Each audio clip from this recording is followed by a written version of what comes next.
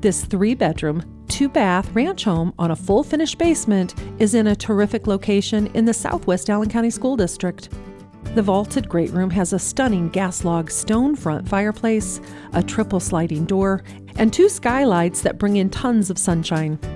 The eating kitchen comes equipped with a full set of appliances, a breakfast bar, a pantry, and a cute dining space with bay windows. The master suite has a vaulted ceiling, a spacious walk-in closet, and an ensuite bathroom with an updated vanity. The additional 2 bedrooms are generous in size and in storage capacity. The finished basement has expansive, open space for entertainment and relaxation. It also boasts plenty of storage space, along with a washer and dryer in the mechanical room. Outside, the 2-tier deck and gazebo will be the ideal spot to spend your time once the warm weather is here to stay. This property sits on a cul-de-sac lot, a short walk to the neighborhood common area and playground, or the Jorgenson YMCA and surrounding park. Call Katie Brown and schedule your showing today.